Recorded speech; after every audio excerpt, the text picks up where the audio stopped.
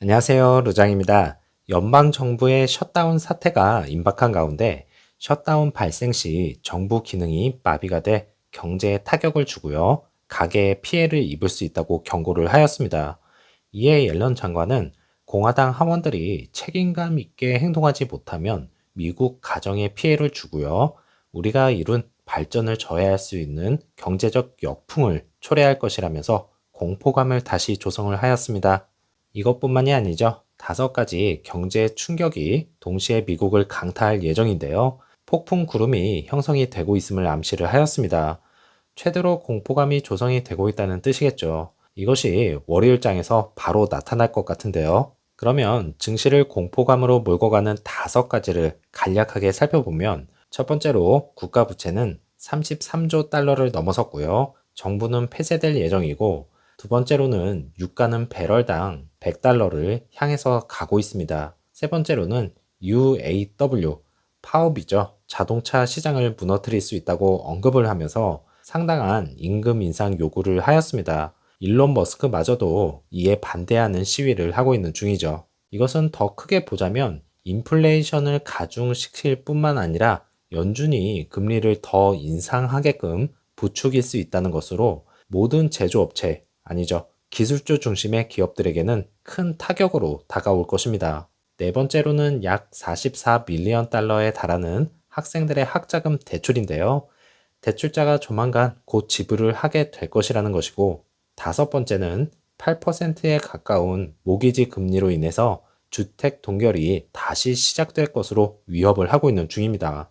현재 이렇게 먹구름이 낀 채로 10월달을 맞이하게 되면서 최악의 한 달을 보냈던 9월달에 이어 다시 최악의 상황으로 이어질지 우려스럽습니다. 3대 지수 금요일장에서는 셧다운 공포 속에 혼조세로 마감이 되었고요. 기술주 중심의 나스닥은 상승 출발하였지만 장 마지막으로 갈수록 맥없이 흘러내리는 것을 확인할 수가 있었네요. 이전 영상에서도 언급을 해드렸듯이 이렇다 할 촉매제가 없다면 현재 상황으로서는 상승 구간으로 올라서기는 힘들 듯 보입니다. 일단은 셧다운이 잘 마무리가 되어야겠죠. EV 섹터주 흐름도 살펴볼까요? 리비아는 플러스 5.2%, 테슬라는 플러스 1.56%, 루시드는 플러스 1.09%, 혼란한 장 속에 양호한 흐름을 보여주면서 대체적으로 잘 버텨주었습니다. 애프터 장에서는 마이너스 0.72% 하락하면서 5.5불로 마감이 되었는데요. 1분봉에서도 확인을 할 수 있듯이 어떻게든 5.5불에 맞추려고 노력을 하고 있었습니다. 왜 그랬을까요? 지난 영상을 보신 분들은 아시겠지만 5.5불에 콜옵션이 상당히 몰려 있었습니다.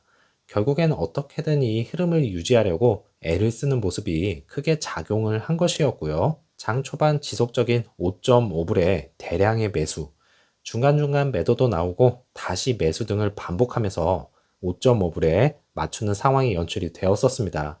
그러면 다음 주는 어떤 흐름으로 이어갈런지 월요일 증시가 끝이 나고요. 다시 설명을 드리도록 하겠습니다. 오더 플로우는 라지 스케일과 더불어 전체적으로 매수가 많은 것을 확인을 하였고요. 사우디 팩토리 완공으로 인한 호재는 여전히 반영이 안 되는 듯한 상황 속에 흘러가는 주가입니다. 4.97불이라는 52주 최저치를 보여준 후에 큰 하락세 없이 조금씩, 정말 조금씩 상승 중에 있습니다. 그래서 한 주 동안 플러스 9.39%, 한 달 동안 마이너스 11.69% 하락하면서 9월달을 마감을 하였고 3분기도 마감이 되었습니다. 사우디의 역사를 쓰고 있는 루시드, 몇몇 분들이 사우디 자금에 그리고 너무 의존하는 것이 아니냐 이런 의견들이 있으신데요. 사우디가 투자하는 기업은 정말 많죠. 맨날 사우디 노래를 부른다고 하시지만 한 국가에서 전폭적인 지지를 받는다는 것이 정말 대단한 일 아닙니까?